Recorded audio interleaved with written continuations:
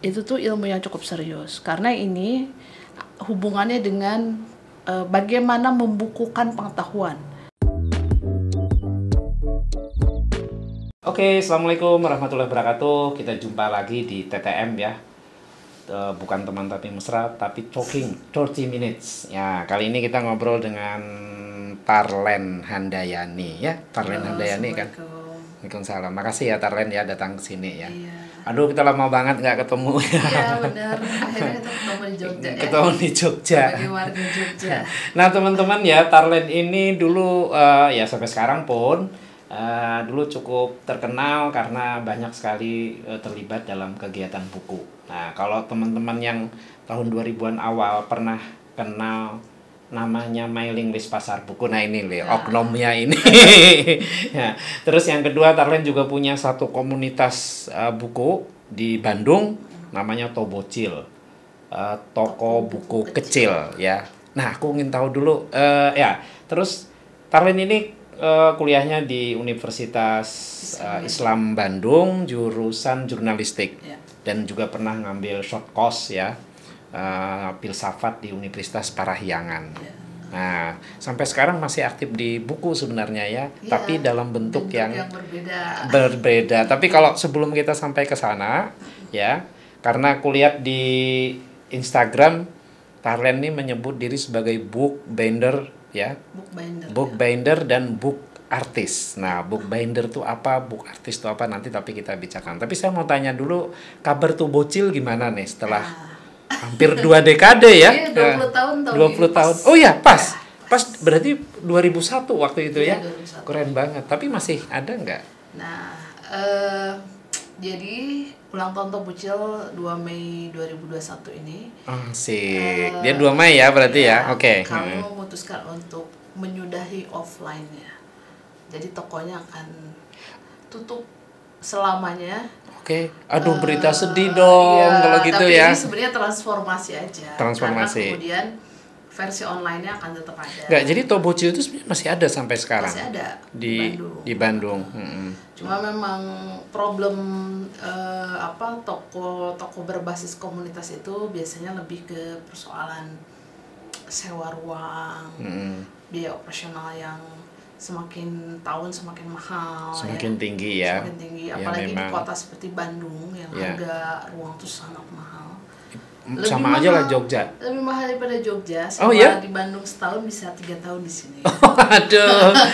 Jadi 1 tahun sewa tempat di Bandung sama kira-kira dengan 3 tahun di sini ya. Betul. Ngeri banget ya Bandung itu. Mengerikan. Jadi ya udah akhirnya karena aku juga pindah ke Jogja. Oh ya?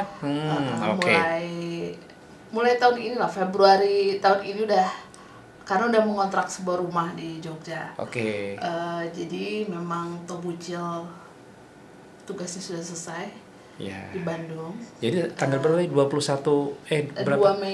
Mei. Itu Hari Pendidikan Nasional ya.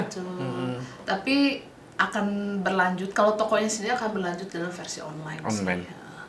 Nggak, selama ini yang ngelola kamu terus ya itu Tobocil yang itu? ngelola sebenarnya ada manajer Tobocil, terus ada adikku juga. Nah nanti yang online itu akan diterusin sama adikku gitu. Tapi semangat Tobocil tetap hidup kok, tenang. Ini bertransformasi di Jogja ini. Sedang nanti transformasinya ini ya. Nah itu Tobocil tuh jadi model loh.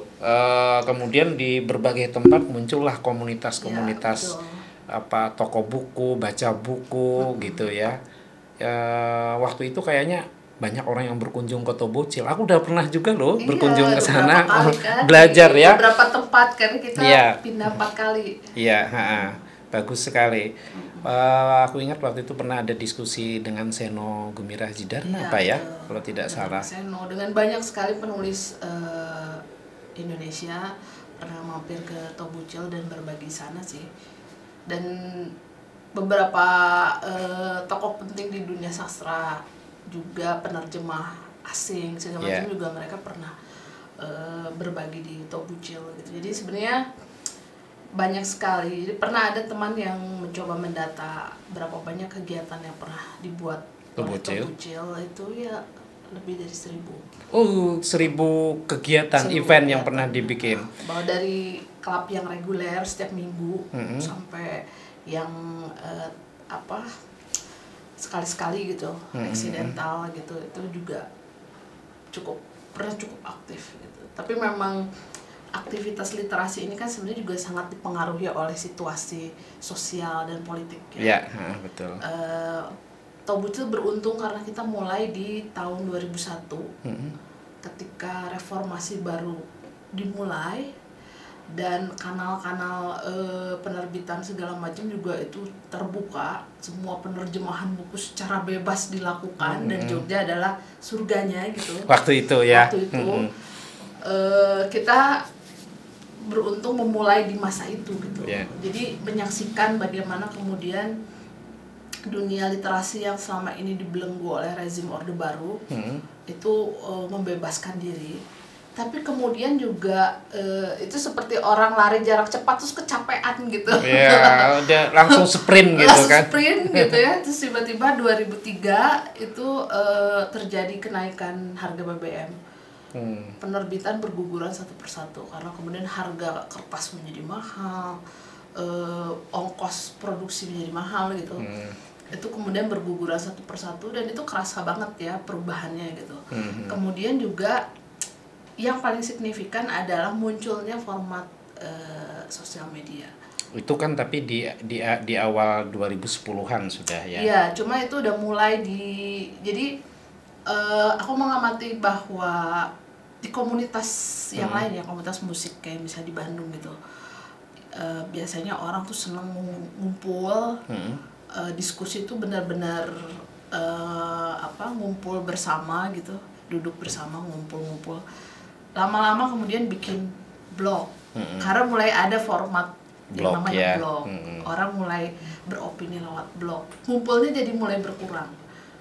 Gitu. Itu tatap mukanya mulai merosot lah ya. Gitu. Terus kemudian muncul format sosmed generasi awal ya, yang belum pernah dengar, mungkin ada dulu Multiply. Itu sebelum Facebook ya. Multiply itu Friendster dulu ya. Kemudian Multiply, kemudian muncullah Facebook. Tapi Facebook kan baru aktif tuh beberapa tahun setelah dia muncul ya, sekitar 2010-an itu. 2008 2009 ya, ketika dia dipakai Obama sih sebenarnya dia mulai.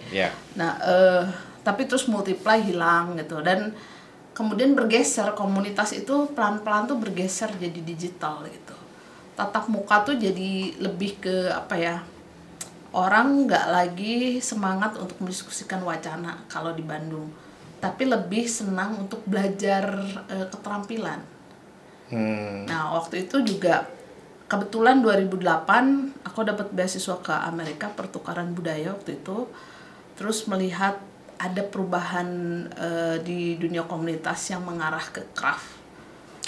Jadi makanya waktu itu Tobucil kemudian melakukan pendekatan yang berbeda untuk gerakan literasi itu lewat kegiatan craft. Jadi craftivisme di dalam keseharian gitu. Craftivisme ya. Craftivisme itu lebih ke kenapa waktu itu kita melakukan pendekatan itu, karena setelah kita membaca sekian banyak wacana, buku-buku gitu, itu kan perlu aktualisasi diri ya. Saraf motorik kita itu perlu bekerja gitu, nggak cuma otak aja gitu yang dipakai untuk berpikir, tapi bagaimana kemudian ide, gagasan itu diaktualisasikan diri lewat sesuatu karya nyata gitu, walaupun itu hanya benda-benda sederhana, tapi itu bisa dilakukan. Jadi pendekatannya kemudian udah lebih dari sekedar teks. Literasi yang kita bawa waktu itu pendekatannya udah beyond teks, tapi bagaimana mengaktualisasikan diri, dan itu di level individu lewat kegiatan hobi. Karena hobi itu tidak intimidatif gitu ya, tidak orang ketika melakukan hobi itu nggak dituntut untuk berpikir terlalu serius atau terlalu berat gitu, tapi ya seneng-senengnya tuh lebih dominan. Tapi lewat seneng-seneng itu kemudian kita bisa masuk ke ranah-ranah yang jauh lebih serius gitu ya. Jadi rutenya serius, kalau tidak serius, tapi pada dasarnya menuju serius lagi. Menuju serius dengan cara yang tidak serius, lebih santai lah ya, enjoying. Dan di situ juga sebenarnya aku pribadi juga menemukan hal lain dari literasi. aku menemukan minat yang sampai sekarang aku tekuni, bookbinder itu. Oke. Sebagai Ya, ya. bookbinder. Aku sebelum bookbinder itu awal-awal tadi benar ya 2001 ya semangat itu. Tapi bagaimanapun saya kira sampai sekarang pun tipe Tobuchil itu masih banyak ya di berbagai kota ya. Betul. Apalagi setelah kebangkitan kedua buku ini lagi ya. Dan Betul. banyak yang yakin bahwa buku fisik juga masih bertahan dan akan bertahan gitu. Betul. Nah, beberapa komunitas di sini saya kira langsung tidak langsung berutang pada Tobuchil ya, dalam arti transfer knowledge-nya, meskipun mungkin mereka tidak pernah kenal Tobuchil, bisa jadi ya, tapi transfer knowledge terjadi gitu. Tapi sebelum itu kan ada lagi satu media yang saya kira Tobuchil dan Tarlen terutama pribadi punya peran. Dulu teman-teman pasti ingat ya, mailing list pasar buku. Nah itu gimana ceritanya itu? Mailing list pasar buku tuh sebenarnya itu itu sebenarnya cikal bakal Tobuchil. Jadi tahun 1999 masih 19 ya. Tua banget ya. Senior banget kita. 1999 dulu aku dan beberapa teman tuh sering bikin namanya klub baca. Jadi itu tuh kayak arisan buku, ngebahas satu novel. Itu kan baru setelah reformasi banget gitu ya. Salah satu yang sering ikut tuh almarhum Priyanto Sunarto. Dia karikatur majalah Tempo. Beliau tuh sering ikut di dalam kongko-kongko kita gitu di arisan buku ini. Nah, kemudian salah satu teman itu berkenalan dengan Win Muldian. Dia adalah penggagas milis pasar buku. Nah, dari situ kemudian Win tuh punya ide untuk membuat jaringan pasar buku se-Indonesia. Jadi ada pasar buku Bandung, ada pasar buku Jogja, ada pasar buku di setiap kota. Nah, pas kita pertama kali berdiri 2001 itu namanya Pasar Buku Bandung. Sebelum Tobuchil pindah jadi Tobuchil tuh sebenarnya 2002 kita ganti nama. Karena ternyata juga membangun sebuah jejaring seperti itu tuh tidak mudah ya. Apalagi berhubungan dengan bisnis gitu ya. Perlu sistem, perlu manajerial yang rapi dan tim yang solid juga gitu. Dan ini kan lebih ke idealisme dan spontanitas gitu. Jadi memang trial and error sampai akhirnya kita mengevaluasi bahwa kayaknya belum bisa direalisasikan gitu. Akhirnya memang dari nama pasar buku itu berganti menjadi Tobuchil. Semangatnya toko buku kecil, semua hal besar selalu berawal dari hal kecil. Jadi ini semua hal besar selalu berawal dari hal kecil. Bahwa mimpinya pasar buku itu sangat besar ya. Tapi gimana pun juga itu semua harus diawali oleh hal kecil yang sangat solid. Dan menjadi kecil itu adalah pilihan. Pada akhirnya perjalanan Tobuchil selama 20 tahun kita menyadari bahwa kita itu memilih tetap menjadi kecil karena itu adalah pilihan. Menarik sekali nih, memilih untuk menjadi kecil karena itu pilihan gitu. Tapi hampir 1 dekade, bahkan sampai sekarang pun mailing list pasar buku tuh masih ada loh, Tarlen. Dan itu banyak sekali menyumbang, menghubungkan antar orang, antar komunitas gitu ya. Dan mungkin di situ juga mulainya penjualan buku-buku lama orang yang butuh untuk membaca tesis, skripsi, disertasi, dia bisa bikin di situ dalam waktu hanya sepersekian menit. Saya ada, tinggal mereka japri-japrian. Mungkin istilah japri juga di situ ya, awalnya japri-japrian nggak tahu apa yang terjadi gitu ya. Menarik sekali. Juga menarik ya, milis juga kan sebenarnya format awal sosial media ya. Pasar buku memanfaatkan perkembangan teknologi itu. Dulu dia masih e-groups, belum Yahoo Groups loh ya. Iya, e-group ya, betul. E-groups. Jadi karena kita lahir di antara dunia analog dan digital ya. Jadi perkembangan itu kita mengikuti gitu. Kalau adik-adik yang lahir di tahun 90-an pasti bingung. Emang ada ya groups gitu. Taunya Facebook gitu kan, grup di Facebook. Tapi bahwa dunia literasi itu sangat dipengaruhi oleh perkembangan digital, itu tidak bisa dipungkiri. Termasuk juga karakter komunitasnya. Di setiap kota mungkin tetap berbeda ya, karena Jogja itu punya kekhasan sendiri, Bandung punya kekhasan sendiri, Jakarta juga gitu. Tapi bagaimana kemudian fenomena di kebangkitan terbaru dunia perbukuan dengan fenomena pasar Santa misalnya ya, itu juga kan sangat dipromosikan oleh sosial media gitu. Ya. Nah, yang jenis pasar Santa banyak banget. Di Jogja juga banyak, di Bandung. Yang menarik ya Tarlen ya, aku beberapa kali pernah beli buku. Taunya kan dulu yang jualan orang Bandung, orang Jogja, Ya. Malang, Surabaya, Jakarta. Oh, ini ada loh yang dari Cilacap, Nah, ada yang dari Jambi. betul, Loh, betul. ini kok keren sekali kota-kota kecil. Lamongan. Iya, Anda di mana? Saya di Lamongan, Mas. Loh, dari Lamongan jual buku, aku bilang. Iya. Nah, ini menarik. Bahkan yaitu tadi dari Jambi ada, dari Banjarmasin ada gitu. Jadi meluas sebenarnya. Dan sebenarnya juga dengan fenomena marketplace kayak ini, jadi menyebut merek-merek kayak Tokopedia segala macam kayak gitu.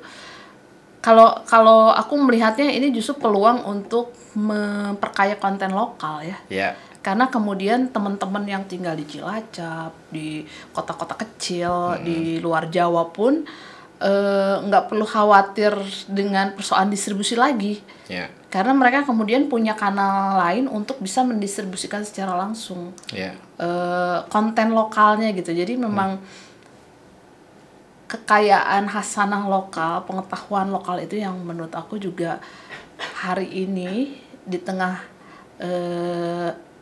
kanal global justru menjadi sangat penting. Ya. Gitu. Balik ke tadi yang awal ya. Nah, lalu jadi dari craftivisme itu yaitu kemudian yang penjilitan buku itu ya salah satu yang Anda tekuni sampai sekarang itu yang bookbinder itu. Jadi apa sih sebenarnya itu sebenarnya? Nah, jadi 2008 aku dapat beasiswa dari Asian Cultural Council, itu sebuah lembaga pertukaran kebudayaan antara Asia dan Amerika. Waktu itu aku ke Amerika selama 4 bulan. Nah, di sana sebenarnya yang aku lakukan ada studi banding di marketplace handmade marketplace terbesar di dunia, namanya Etsy.com. Nah, aku jadi volunteer di sana, terus juga jadi magang di Brooklyn Museum untuk community organizer program dewasa. Terus di sana kemudian menemukan ada satu kelas bookbinding. Ini tuh ilmu yang dari dulu aku pengen pelajari tapi aku nggak pernah menemukannya di Indonesia. Menjilid buku. Kalau dulu di dekat kampus-kampus banyak sih fotokopian ya. Itu kan penjilitan buku juga. Kita dulu menjilid makalah-makalah ya dulu ya. Nah, ini bedanya di mana itu? Jadi memang aku selalu tertarik untuk gimana caranya menjahit buku, karena yang aku temukan di internet tuh buku-buku tuh banyak yang dijahit juga gitu, tapi nggak ada yang ngajarin kan. Akhirnya aku ikut kelas di Etsy waktu itu, basic bookbinding lah, tapi di situ aku jadi tahu logikanya. Oh, logika menjilid buku tuh seperti ini. Nah, kemudian tahun 2017 aku dapat kesempatan diundang sama diundang sama dekan Fakultas Antropologi University of Toronto di Kanada. Waktu itu karena dia penelitiannya di Bandung, kemudian aku salah satu narasumbernya, dan narasumber dia tuh diundang ke sana untuk bikin workshop gitu. Dari situ aku dapat visa 5 tahun. Tapi waktu itu kesempatannya cuma 5 hari. Jadi kan sayang banget ya. Iya, sayang ini visa 5 tahun buat apa gitu. Terus aku iseng-iseng lah mencari, aku pengen mendalami bookbinding gitu. Karena aku bergabung di komunitas bookbinding internasional, teman-teman dari luar tuh kayaknya kok hebat-hebat, terus sekolahnya juga ada ternyata kan. Kalau di Amerika tuh jurusannya gitu ya. Di Amerika, di Eropa, di Inggris apalagi, itu tuh ilmu yang cukup serius, karena ini hubungannya dengan bagaimana membukukan pengetahuan. Dan itu sangat dipengaruhi oleh peradaban ya. Sejak manusia membukukan pengetahuannya, nah itulah ilmu yang namanya bookbinding itu sebenarnya mulai dikenal. Itu terutama 3 agama Semit, Yahudi, Kristen, dan Islam itu punya pengaruh yang sangat besar dalam mengembangkan apa yang disebut dengan bookbinding. Terutama era Islamic era ini, bookbinding itu berkembang sangat luar biasa karena kemudian orang Islam itu punya ketelatenan untuk membuat dekorasi. Jadi kalau misalnya kita melihat manuskrip tua di era Islam, dia tuh beneran dihias setiap halamannya. Dan toko buku pertama jangan lupa loh ya, itu ada di Baghdad. Iya. Dan mereka itu menjual buku di depan dan di belakang tuh mereka punya ruangan penyalinan. Jadi semua naskah itu disalin manual, dijilid manual, ya. Karena mereka sudah menggunakan kertas. Itu kemajuan kenapa kemudian peradaban Islam itu menjadi berkembang pesat karena mereka tahu bagaimana menggunakan kertas. Sementara peradaban Kristen dan Yahudi sebelumnya mereka lebih banyak menggunakan perkamen, kulit hewan. Nah itu tuh ketika akhirnya aku ketemu ada satu organisasi atau gilda di Kanada. Jadi itu khusus untuk gilda para penjilid buku. Isinya tuh ahli konservasi manuskrip. Pokoknya orang yang memang punya bindery ya. Mereka bikin gilda dan membuat program kursus. Nah akhirnya selama 3 tahun berturut-turut aku bolak-balik setiap musim panas ke Kanada untuk belajar bookbinding. Nah di sana tuh kemudian aku jadi memahami bahwa ini tuh bukan sekadar menjilid buku, tapi ada yang lebih besar itu adalah ini adalah sejarah literasi. Ini sangat berhubungan dengan apa yang aku kerjakan selama ini sebenarnya Tobucil. Cuma sekarang aku masuk ke wilayah yang lebih spesifik gitu ya, bagaimana pengetahuan itu dibukukan gitu. Dan yang menarik, Indonesia tuh sebagai negara yang sangat dipengaruhi oleh banyak peradaban gitu ya, nggak punya tradisi itu, nggak punya tradisi menjilid seperti orang-orang Eropa melakukannya ya. Tapi orang kita punya tradisi yang berbeda, bahwa kemudian memanfaatkan lokalitas material lokal.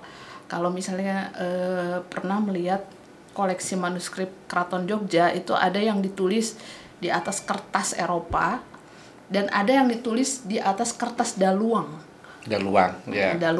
Daluang lokal ya. Jadi itu kualitas bukunya tuh menjadi sangat berbeda gitu. Dan penjilitannya pun masih banyak dilakukan di Eropa. Cuma kemarin sempat nemu ada satu kitab manuskrip yang dijilid oleh orang lokal. Itu yang sebenarnya aku pengen menelusuri gitu. Adakah bindery di Jawa ini gitu ya? Karena kalau dari penelitiannya KITLV, rumah penjilitan pertama di Nusantara itu ada di Makassar dan di Gresik. Di Makassar dan di Gresik ya. Karena itu berhubungan dengan penyebaran agama Islam, kitab-kitab Islam yang dibawa oleh para pendatang ke Nusantara itu perlu digandakan, tapi mereka tuh tidak punya skill yang cukup untuk mengcopy seperti orang-orang di Timur Tengah atau Parsi melakukannya. Gitu. Jadi hasilnya tuh ya sangat sederhana. Baru ketika Belanda datang, Eropa datang ke sini, mereka butuh naskah-naskah itu untuk kepentingan mereka ya. Jadi bukan untuk kepentingan kita. Gitu ya, mereka melakukan itu, tapi tidak ada kemudian itu tuh hanya sekedar keahlian itu hanya diwariskan sebagai skill tukang aja. Bukan diwariskan dengan kesadaran sejarah, kesadaran tradisi di belakangnya ya. Bahwa kemudian itu adalah pengetahuan yang harus dirawat gitu. Makanya kalau belajar bookbinding secara serius, untuk bisa memperbaiki sebuah buku itu harus menguasai semua dasar gitu ya. Jadi dan kamu belajar itu kan? Aku belajar bookbinding intensif 1, 2, 3 baru boleh belajar repair. Jadi ada repairnya juga? Ada repair, terus nanti finishing.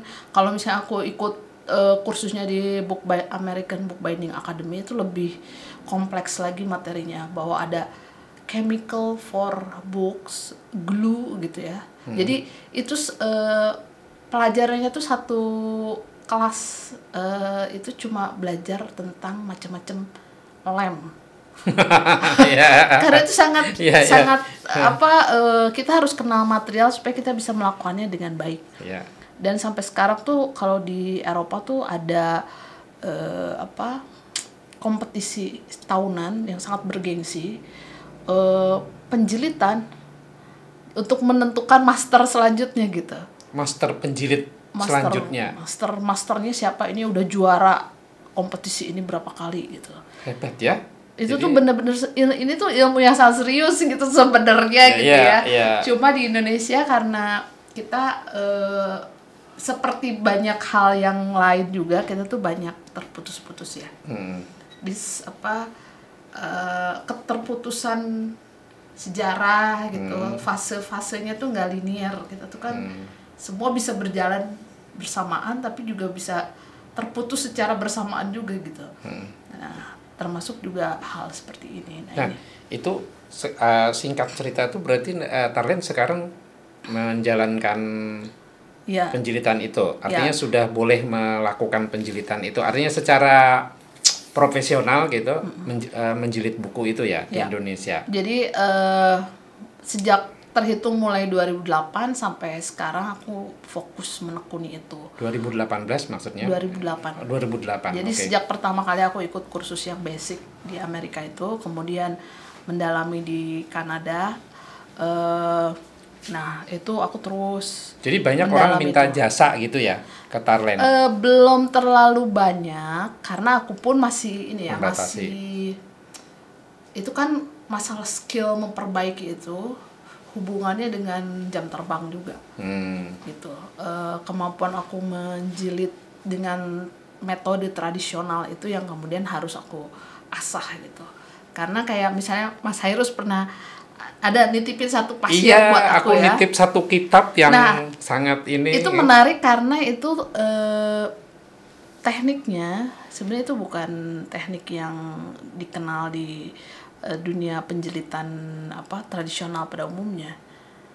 Gitu, bahwa itu dilepas-lepas gitu. Dilepas-lepas, tidak terjilid, itu bukan kebiasaan orang. Itu karena itu kebiasaan pesantren. Nah, jadi biar kalau mereka pergi ngaji itu nggak perlu bawa segini. Betul. Mereka bawa per lembar aja. Betul. Gitu. Nah, itu problemnya juga kan akan menciptakan kesenjangan kerusakan ya. Mana yang paling sering dibawa itu pasti yang akan lebih rusak dari yang lain gitu. Nah, itu juga kemarin aku ketemu satu ustadz dari Kerapiak, pesantren Kerapiak. Mereka juga punya problem yang sama. Banyak kitab tua yang rusak. Terus ya akhirnya kirim aja santrinya nanti biar belajar sama-sama gitu, di studio, karena Kerapiak sama studioku kan cukup dekat di Mantrejeron. Jadi bisa belajar juga. Dan yang paling penting sebenarnya kenali dulu materialnya. Nah, itu tadi kan harus menggunakan material lokal. Jadi memang beda dengan material Eropa ya ketika kamu mempraktekkan. Nah, itu juga aku tuh mesti belajar di salah satu kelas yang aku ikuti. Aku tuh harus belajar dulu menganalisis material. Jadi ini materialnya itu dari zaman apa? Kira-kira dari tahun berapa gitu ya. Kalau kertas-kertas lama tuh biasanya mereka punya ini watermark pabrik. Nah, pabrik itu biasanya dia punya kayak semacam katalog. Oh, kalau yang model ini tuh udah discontinue tahun segini misalnya. Berarti kan kalau kita tahu sumbernya, kita bisa cari penggantinya, atau misalnya kalau dia emang udah nggak ada materialnya, kita bisa cari substitusinya yang mendekati gitu. Yang mendekati ya. Nah, jadi nggak bisa sembarangan asal ganti juga. Lem juga itu tuh ya.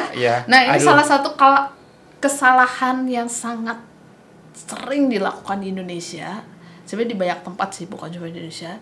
Tapi cukup fatal adalah menempel sesuatu dengan lakban di buku. Itu adalah perbuatan yang sangat tidak terpuji.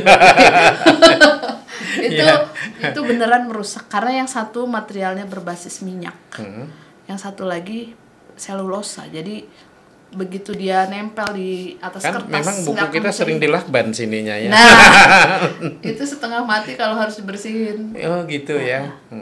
Ini berarti Tarlen bisa dikatakan satu-satunya di Indonesia yang ahli itu ya. Sejauh ini aku belum menemukan teman gitu. Ya, ini kan sebenarnya pekerjaan heritage sebenarnya ya. Pekerjaan. Dan heritage sekarang kan juga di dunia sedang tren.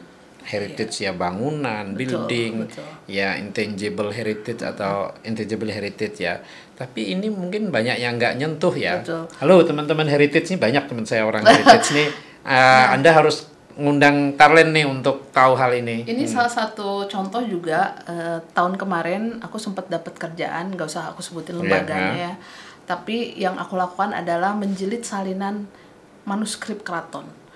Jadi Babat Ngayogyakarta sama Babat Sultan Agung. Wow, yang keren. disalin, dikerjakan selama 1 tahun. Tapi karena mereka tidak melakukan konsultasi terlebih dahulu, bagaimana buku itu harus dijilid. Jadi mereka melakukannya di selembar kertas. Jadi kertas yang sudah terpotong lembaran-lembaran itu. Jadi tidak bisa dijahit. Ini anehnya, maksudnya penjilitan sebelumnya. Iya, jadi memang dia tidak mengikuti karena dia pikir ini bisa dijilid tinggal dibawa ke tukang fotokopi. Oh. Tapi itu salinan manuskrip gitu yang dilakukan selama 1 tahun. Yang ini kan nggak tahu ini apa kan, ini bahan Tapi apa. maksudnya yang melakukannya adalah sebuah lembaga yang semestinya dia Tahu hal paham itu. Jadi memang banyak hal seperti itu. Jadi memang dan ada beberapa teman juga yang melakukan penyalinan sebagai proyek pribadi tuh sering ngobrol juga. Akhirnya mereka sebaiknya kalau misalnya ini bayangin dulu bentuk bukunya akan seperti apa. Baru kemudian lakukan penyalinan itu. Dan jadi ini jangan kan disalin dulu terus baru bentuknya belakangan gitu. Iya. Apalagi misalnya kayak salinan naskah gitu ya. Manuskrip kayak gitu kan dia tuh punya periode waktu. Misalnya Babat Sultan Agung ditulis tahun berapa, 17 atau 18 awal gitu ya. Dia punya gaya penjilitan tersendiri. Di era itu Di era itu dia punya karakteristik material sendiri di era itu. Kalau misalnya mau patuh terhadap disiplin penyalinan, mestinya itu dibuat semirip mungkin dengan aslinya. Ini teman-teman filologi pun mungkin tidak menganggap ini penting ya. Setahu aku sempat nanya ke beberapa teman yang kuliah di perpustakaan atau sastra Jawa atau misalnya manuskrip yang berurusan dengan itu, mereka tidak pernah mendapat praktek ataupun mereka teori cuma tentang disebut, ini. Hanya sepintas aja dijelaskan, tapi tidak pernah dipraktekkan gitu. Mungkin juga karena bingung juga gimana cara mempraktekannya gitu. Ini menarik sekali ya. Saya kira memang banyak orang kita, saya pribadi misalnya juga baru tahu seserius ini soal ini gitu ya. Dan mungkin saya juga pusing, ini buku saya mau saya jilidkan kemana. Ada beberapa lagi gitu setelah lihat Instagrammu, wah ini ke Tarlen aja. Tapi ternyata juga tidak sederhana yang saya kira. Udah selesai belum? Antri mas. Ya oke. Tapi ini mungkin yang ini ya. Ini contoh-contohnya ya. Ini penjilitan itu ya. Ini bahannya apa ini? Ini dari kulit. Ini kulit ya. Terus ini dikerjakan dengan teknik tradisional European binding. Kalau misalnya melihat detailnya nih ada N-band. Ya. Ini juga N-band juga. Ini tekniknya berbeda-beda. Nah, N-band ini juga kalau buat bookbinder itu dia jadi penting karena dia tuh akan menandai ini tuh dibuat dengan gaya apa. Ada yang French N-band, Islamic N-band misalnya. Iya. Itu tuh African N-band juga ada.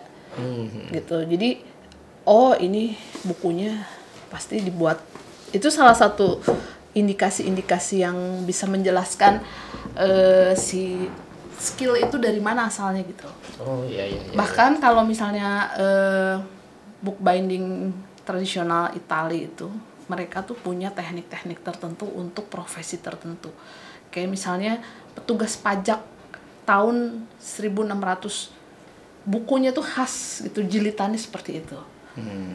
Jadi kita akan tahu ketika misalnya itu ditemukan 300 tahun kemudian, orang pada masa itu akan tahu ini tuh catatannya petugas pajak pada masa itu. Gitu. Karena dilihat dari jilitannya, dilihat dari gaya teknik yang gunakan. Gitu. Nah, ini Anda sebagai bookbinder, tapi juga Anda juga menulis sebagai book artist. Itu apa itu? Nah, book artist itu sebenarnya itu ekspresi yang lain dari book binding gitu. Jadi aku tuh belajar book binding tuh sebenarnya agak kebalik alurnya. Dari jazz, kalau musik tuh dari jazz dulu baru belajar musik klasik. Bukan dari musik klasik dulu, dari jazz, terus jazz gitu. Salah satu book artist itu lebih ke ekspresi artistik lewat medium buku.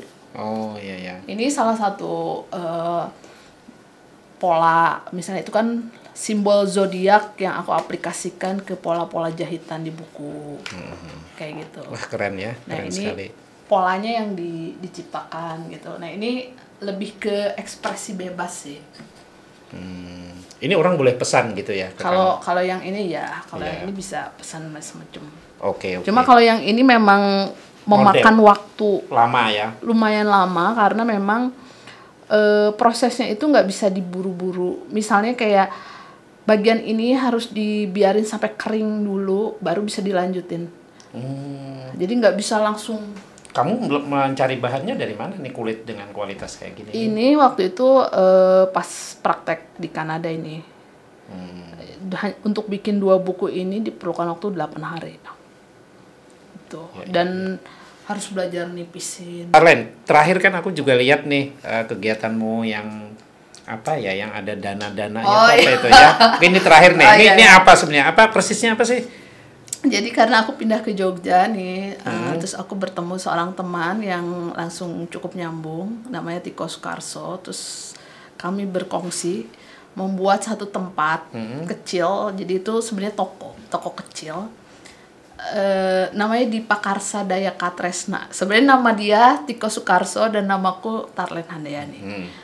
Jadi akhirnya kita singkat Pakardana di Pakarsa Daya Katresna. Tujuannya sebenarnya untuk lebih ke merayakan ketukangan kita masing-masing gitu. Oh iya. Aku sebagai penjilid buku, dia sebagai chef ya. Plant based gitu. Jadi gimana caranya dua keahlian ini bisa bertemu di satu tempat. Semangatnya seperti itu. Kaitannya dengan buku masih ada nggak? Nah, ini tuh lebih ke sampai akhirnya berkembang, kemudian kita membuat kegiatan untuk membangun komunitasnya juga. Dan lebih ke membawa semangat hidup yang berkesadaran, terutama lewat makanan. Makanan dan juga keahlian tangan ya. Itu. Dan kalau aku ngelihatnya ini kelanjutan dari apa yang aku lakukan di Bandung gitu, dengan Tobucil gitu, bahwa awalnya diskusi lebih ke intelektual, kemudian lewat craft mengasah tangan gitu ya. Dan di Jogja itu udah lebih menyatu, pokoknya mindsetnya juga mesti sejalan dengan apa yang dikerjakan gitu. Apa yang dimakan, jadi apa yang dikerjakan. sudah terbuka itu ruang itu didatangi tempatnya. Ruang itu sudah bisa didatangi. Ada program-programnya, Instagramnya juga ada, Pakardana Jogja. Nanti Pakardana bisa dilihat menu kegiatannya. Tapi untuk beberapa kegiatan non masak itu lebih ke untuk tamu dulu, untuk tamu villa, karena di sana ada villa juga. Dan ini sebenarnya kalau aku sih ngeliat ya, mungkin seiring berjalannya bertambahnya umur juga ya. Kemudian ada tuntutan untuk hidup lebih sehat, makan yang lebih berkesadaran gitu, mindsetnya hidup yang lebih kalau bahasa sekarang tuh mindfulness gitu ya. Jadi ya itu transformasi yang kemudian terjadi juga gitu. Oke teman-teman sekalian, ini ngobrolnya menarik sekali. Jadi benar sekali kalau Tarlen ini akun Instagramnya tuh Vitar Lenologi. Jadi memang yang dia ceritakan tadi betul-betul Tarlenologi gitu ya. Saya kira banyak orang yang nggak tahu sih, saya kira soal penjilitan itu gitu. Jadi silakan Anda kunjungi akun Instagram dia, ikuti, dan juga yang paling penting bagaimana kita bisa juga menyerap dan mendapatkan apa yang pengetahuan yang dibagikan tadi ya. Saya kira sekali lagi ini jarang dapat perhatian orang. Oke, terima kasih sekali ya. Sama-sama, Talent ini terima kasih banyak. luar biasa sekali dan menurut aku pasti banyak hal lagi yang menarik ya. Oke, semoga kapan-kapan bisa deh ngobrol lagi. Oke, terima kasih saudara-saudara, sampai ketemu lagi nanti di edisi yang ke-20 ya. Terima kasih, salam. Salam.